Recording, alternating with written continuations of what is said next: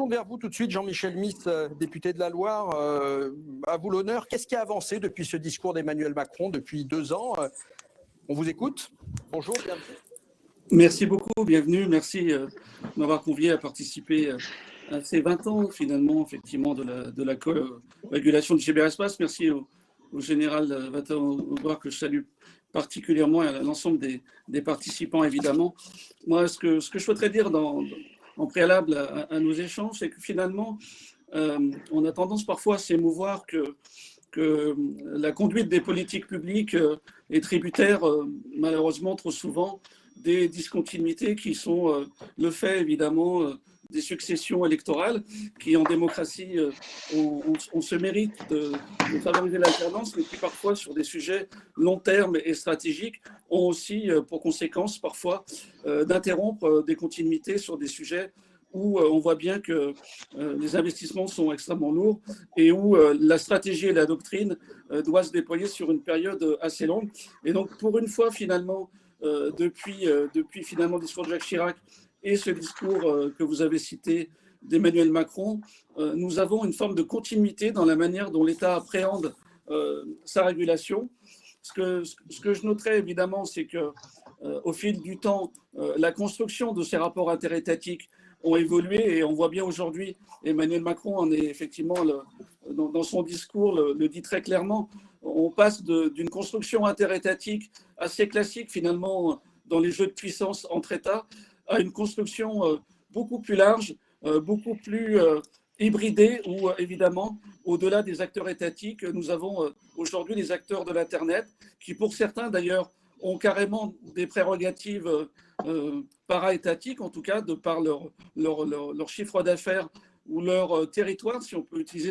ce terme-là. Et puis nous avons évidemment de nouveaux acteurs, au-delà des acteurs de l'Internet, des acteurs de la régulation, mais nous avons aussi la société civile, qui est un élément nouveau, et je crois que cet élément nouveau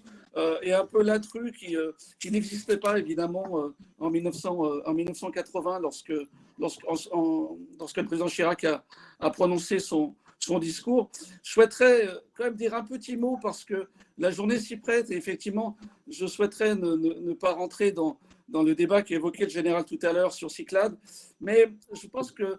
c'est instructif parce qu'on peut parfois avoir une analyse juste et avoir des choix industriels et des tactiques d'emploi ensuite, parfois un peu en dehors de ce qu'on aura pu penser. Et je souhaiterais rappeler à cet égard, et notamment évidemment du fait de la présence de la CNIL, le discours qu'a prononcé Jacques Chirac le 28 septembre 1979, parce que alors qu'il était en train de clore le colloque international sur l'informatique et la société à Paris, et déjà à l'époque, il y avait quand même des choses extrêmement importantes sur l'excès d'information et la conduite de la désinformation, qui sont aujourd'hui des sujets au cœur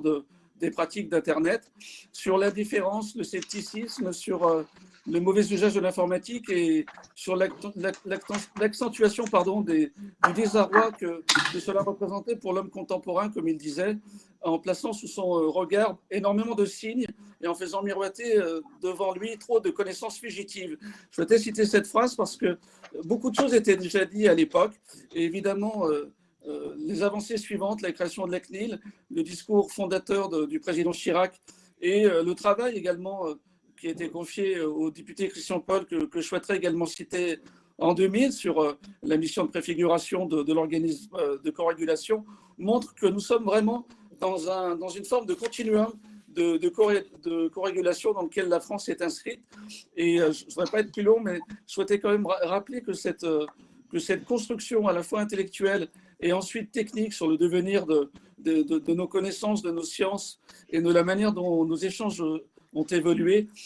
finalement, on trouve beaucoup de cohérence aujourd'hui dans la manière dont nous l'appréhendons en 2020.